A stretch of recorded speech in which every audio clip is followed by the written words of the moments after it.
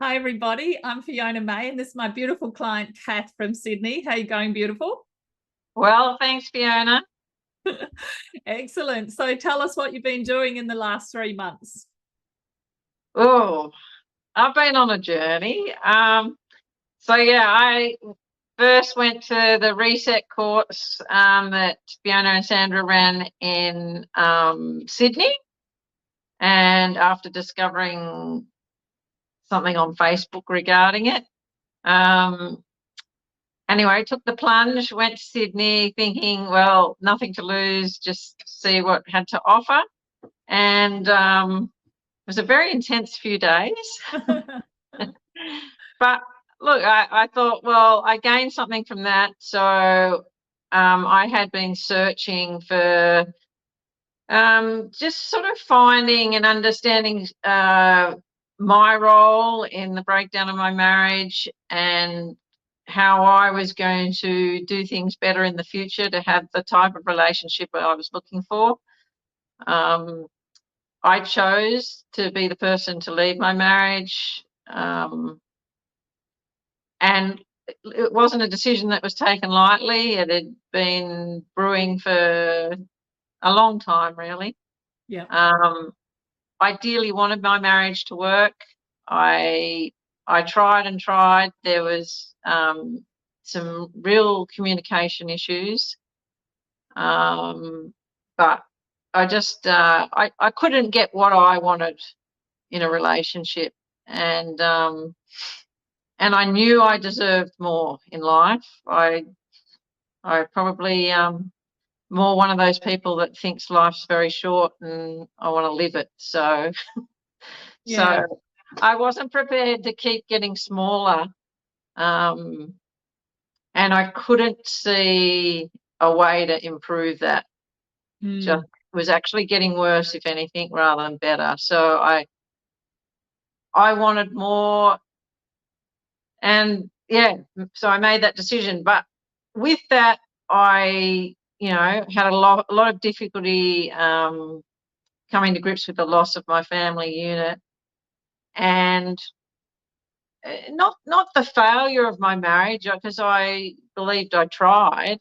Yeah. So I wasn't concerned about that.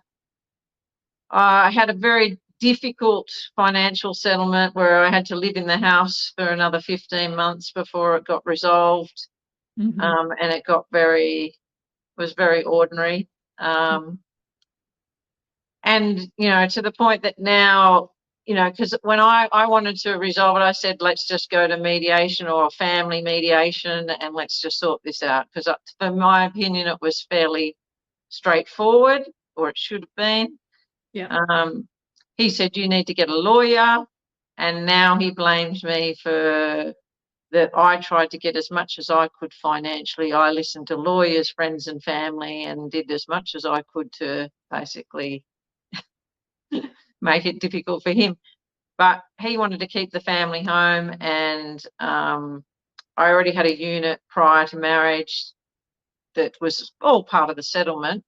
Mm. But I was happy to keep that. So I was thinking, well, let's just resolve this. Yeah. Um, but yeah, unfortunately, the hardest thing for me has been his reaction in terms of, oh, like he won't even speak to me now. He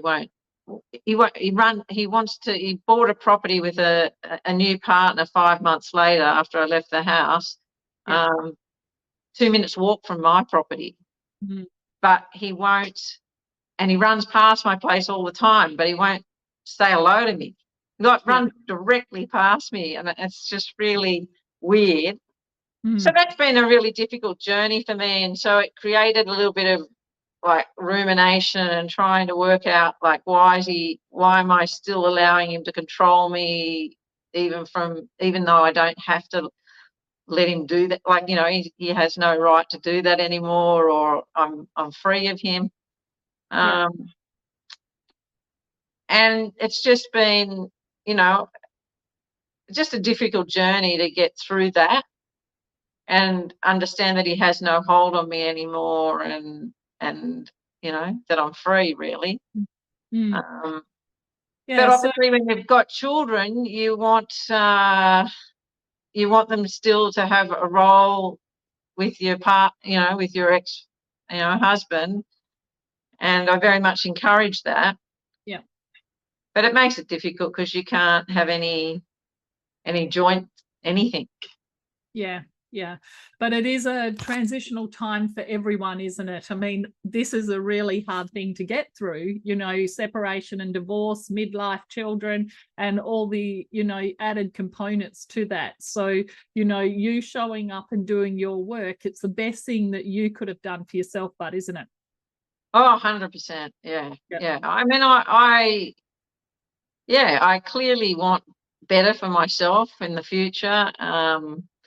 I want him to be happy too. He wasn't happy himself. So, I want that for him. I obviously wasn't giving him what he needed either. Yeah. And so I think it's best for both of us, and maybe one day he'll thank me. I don't know, rather than be so bitter. But yeah, I definitely felt I was seeking answers, and tried to talk with counsellors, psychologists, and just everyone kept saying, it's not you, Cath, it's not you. And I'm going, well, it is me. Yeah. And I want to know what parts of me I can improve on or work with, or how I deal with people, or within a relationship again, like how I make it work better. Yeah. They're things that people say, and they well intentioned when they say it's not you, it's him, and they side with you. But the reality is that that's not going to fix the problem. For you to be able to move forward and create your best life, we do need to go within and look at ourselves, don't we? Oh, that's what I've been asking Yeah. all along. I just I knew that's what I needed. Yeah. I just couldn't seem to tap in. Mm. And look, throughout this course, it's been quite difficult at times for me because, I sometimes think, am I blocking parts of my childhood, or am I because I felt like I had just a really normal, Mm. fine, happy childhood. I I was very fortunate. I don't feel like I had any major issues. Yeah. Um, but I didn't see the patterning of my behaviours that I'd always been very proud of. Mm. I didn't see the negative side of my behaviours. The behaviours that I think have been a problem Mm. in my relationship were behaviours that I was always very proud of and thought Mm. that they were good behaviours. Yeah. And unfortunately, what they didn't enable me to set strong boundaries, Mm. and I end up giving and giving too much all the time, and not feeling fulfilled myself, like not feeling like I was, I suppose, getting time out for me or giving to myself, and then building some resentment around the fact that I was just giving, giving, giving to everyone. Mm. They're really powerful lessons to learn, aren't they? Because Yeah. everybody just does what they do, what they learned as a little girl, the behaviors that they took on. And so that people pleasing and that over giving to everyone else, it is great and it's lovely, and it's the world loves you doing it. But Yeah. often, people will take advantage, and you get worn out, you get burnt out. And so part of our growth journey needs to be is to really realize why we do what we do, and then how do we look after ourselves in the process. And you've been able to learn how to prioritize yourself and put some healthy boundaries in place and have some new rules for yourself in your life, haven't you? Oh yeah, no, that's been fantastic. It's been interesting though. I must say I had a good sit down chat with my mum, Yeah. who's 86, and spoke about how, I was a mummy's little helper. I said, and at 86 you still expect me to be mummy's little helper. Yeah. And I said, they're behavioural patterns that we both got into. Yeah. I was trying to help you. You enjoyed the help. You encouraged me. You loved it. And we've continued on that pattern. I said, I'm old and that, like, I need time for me. I've got so many other commitments than what I had when I was younger. And you're still expecting all the same. And so it's funny, the other day she was asking me to do something, and I'd bought a vacuum cleaner for her online. And then she said to me a few days later, she said, "Oh, do you ever fill out these warranty things? I need to, do we need to fill this out?" And I said, "Well, do you want to fill it out?" And she goes, "Well, you bought it in your name." I said, "Okay, I bought it for you online." I said, "But you're a big girl and you can fill out that form. You can, even if you have to write my name, you can actually do that job. Yeah. You've got all day to do it." Yeah. And she goes, "Oh, you're going to be like that now, are you, with this newfound?"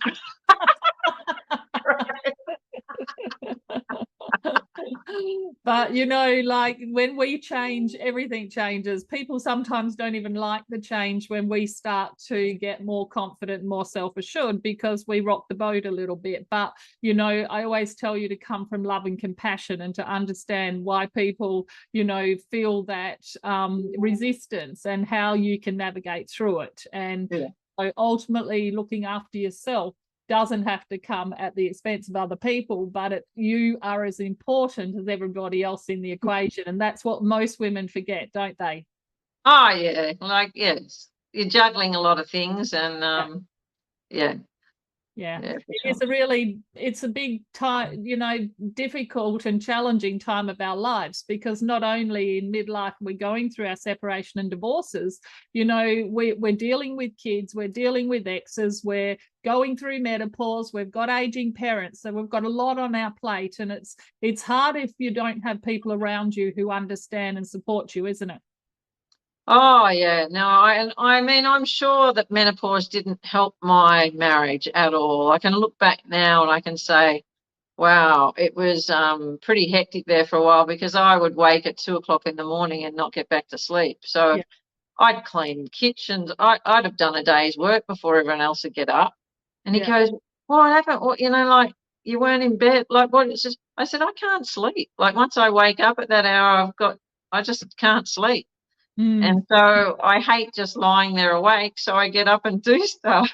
But then that's created a cycle of, I'm sure, being fatigued later in the day. Yeah.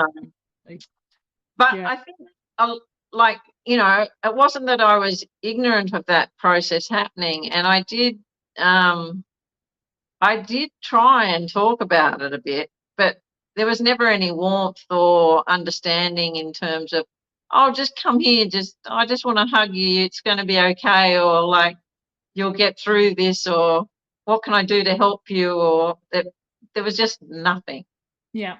So, we're not really taught how to love and how to communicate. We're just expected to know in our families, and we have those generational traits that are handed down from generation to generation. So if we really want to be, really good communicators and have beautiful relationships, there's to learn that we teach you in the program, isn't it? So we really want to set you up for success the second time around, and so you understand things differently. There's a lot of, we learned about the masculine and the feminine energy, wasn't there?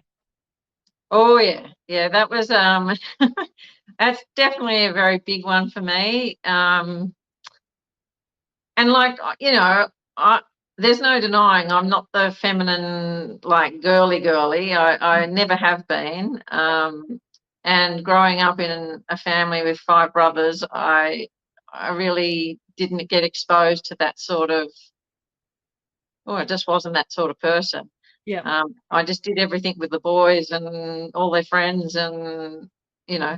Um, so, but in saying that too, that I grew up in a fairly, I suppose, competitive sort of household. It was very dynamic and very driven, and yeah, so I was always doing and trying to achieve, and doing as much as the boys did and doing whatever. So, and in a way that was very much promoted. Yeah. And I loved that. So I didn't feel like it was anything sort of bad, but I can see in my relationships that um, I don't take time out to try and go into that feminine energy, which creates the polarity that's necessary for, the ongoing passion. And I Yeah. think I'm getting the impression as I get older that I feel, and I find it amusing, but I'm getting the impression that that some men find me scary. I'm not quite sure what's scary Yeah. about me, but um, Yeah. yeah, A lot of things. I mean, you're a smart, switched on woman. You've got your own career. You've built mm, a good business, and the things, our masculine energy drives us, and we achieve what we achieve. I'm very similar to you. I mm, was a tomboy too, and so what I learned when I met my fiance Paul was that I needed to be able to balance my energy. So it's great to have your masculine energy in your workplace and when you need it to be your driver, but I had a feeling that I didn't want to be the driver in my relationship, my second relationship. mm, I wanted to be looked after, and I wanted to be able to, allow someone to lead and allow, my partner to, walk alongside me as best friends and have each other's back. And yeah, that's what we've been able to, that's what we focus and teach you in the course, is to, be able to step in and out of our energies and to understand it so we can create that polarity. It doesn't mean you need to be a girly girl, and you're certainly not a damsel in distress, and you're not a princess. You're no, an intelligent, smart woman who can balance her emotional energy. And I think yeah. that's really important for people to understand. Yeah, yeah. And I feel like I'm obviously having more time to balance things now, and I've got time for myself, and I can have a nice soak in the bath that I find incredibly relaxing. I can sit down, with a book, or I can sit down with a gin and tonic and sit and watch the view or whatever, and try and take some time out to relax a bit more. Yeah. Um, so yeah, So trying. what's the future look like after you've done all this learning? You've been a great student. 3 months, you've gone through your modules step by step by Yeah. step, learnt all the things, you've healed and you're growing. And I've seen you just mature and become a much more emotionally healthy over your journey. So what are you looking forward to in this next part of your life? Some fun. Yeah. No, look, no, no, I've always been pretty into fun. Um, yeah, like I certainly want to do a lot more traveling. I've always done a lot of traveling.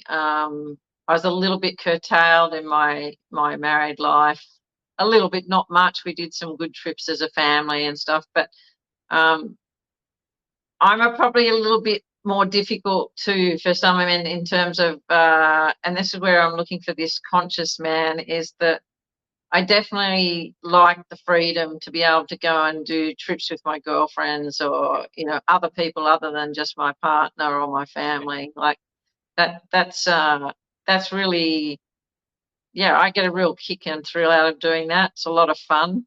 Yeah. It's a Yeah. lot of fun. So I want to do some of that. I still envisage that I'm going to be doing my physio for a while yet. I also want to work on trying to bring in some bit more income on the side. Yeah. Now I'd love to really master the passive income bit. Yeah. Yeah. That sort of hasn't. It's not so easy as a physio to get passive income. Yeah. Um, and I haven't got a lot of spare money for investments or anything to bring in income now passively. So it's just trying to work out how that's going to happen. And then, hopefully I will find that conscious man that I'm looking for and have probably looked for most of my life. Yeah, just someone that definitely wants to continue growing themselves, that's open to discussion, that's open to different perspectives. That's probably my biggest thing. I don't want to have to agree with people just because they get upset that, you know, they don't necessarily think your opinion's right. Like, I don't really care. If they don't think it's right, that's okay by me. Yeah. But, and vice versa, I want them to be able to, you know, think whatever they think or have their own, you know, perspective. And I think that's healthy for me anyway. Yeah. You've been an absolute pleasure to coach, Cath, over the last 3 months, and I've seen a huge change and a transformation in your outlook and your self-acceptance and your confidence. So, you know, did you enjoy being in the program, being coached by Sandra and I, and did you enjoy, you know, meeting other ladies who are in similar situations? Oh yeah, no, I've found the course that's probably, for me, really good timing. I'm really impressed with some of these women that come on very soon after their divorce. I'm not sure that I would have. I'm not sure what I would have, that I was ready. Although I wished I probably found a little bit sooner, but it certainly got me over any of the sort of that rumination phase, and I've really appreciated that. I think what's been nice with you and Sandra is just that you're, you know, straight to the point, and Yeah. I kind of like that anyway. The directness and just down to earth, like not you know, making it all too complicated, or you're just keeping it simple, really. Yeah. That appeals to me. It's lovely seeing the girls. It does.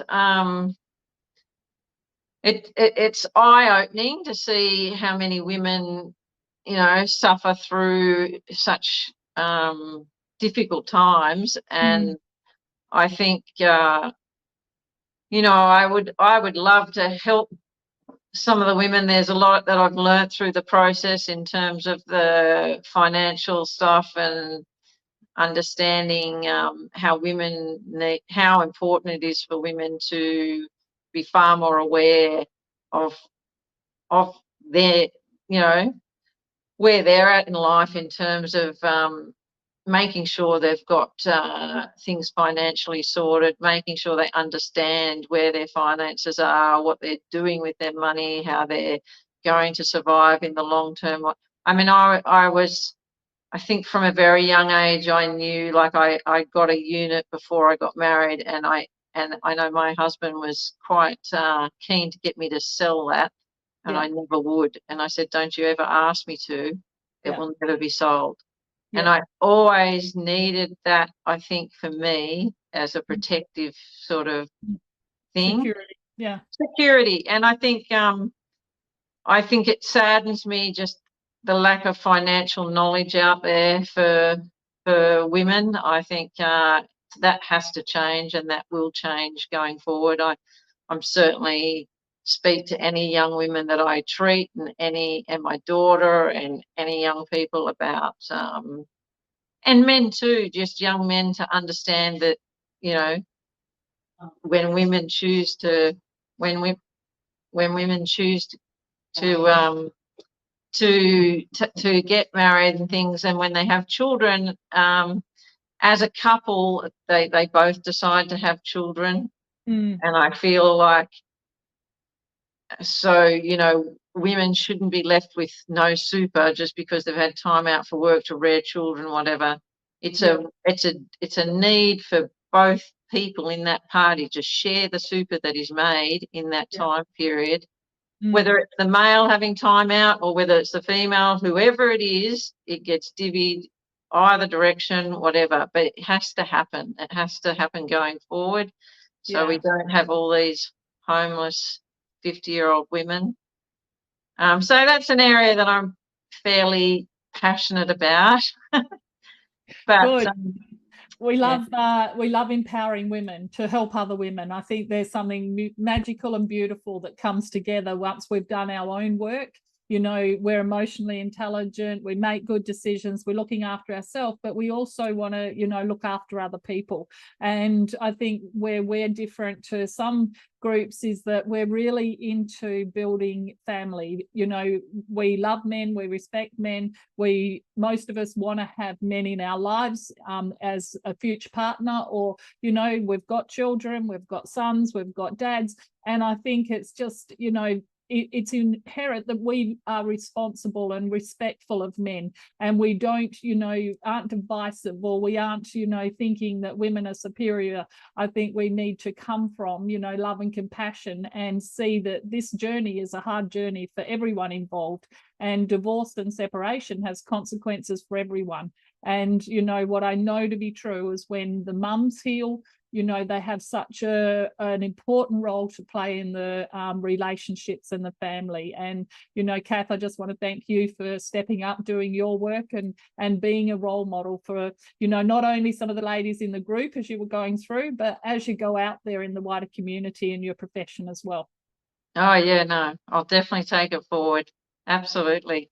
And thanks for all the input, and yeah, I look forward to seeing where it leads me, really. It's good. I was talking with one of my patients the other day, and I've known her for quite some time, and and I hadn't seen her for a while, and we were chatting, and I said, "Oh, I've just finished this course. It was fantastic." And she's talking about, and she goes, "You know what? I've got so many friends that have gone through divorce lately, but none of them speak like you. None of them, they all badmouth their exes, and they all badmouth it. Everything's the ex's fault, and everything's this and that." And I said, "Well, like, I don't, you know, I believe there's two to tango, and we're both at fault, and it's up to both of us to, yeah, improve." So yeah, I'm right there with you, girlfriend. You know, like, I think once we take responsibility for the part that we played, then we're not a victim of our circumstances. And, you know, I know you're just like me. You refused to stay stuck. You wanted to create a beautiful new future, and that's exactly what you've done. So congratulations, you've now graduated from the Shine program. And I'll find my conscious man just like you did then. I absolutely know you will. There's lots of beautiful men out there, and they want smart, educated, emotionally healthy ladies who can regulate their emotions. That's what they want. And, you know, you set yourself up to be that beautiful person. Yeah. All right. Thank you so much. You're and to all the Shine crew, and to all the women out there, keep working hard, and yeah, always look at both sides of the equation, and you'll get there, and there'll always be happiness ahead. Good girl. Excellent. See you, Kathy. Thanks.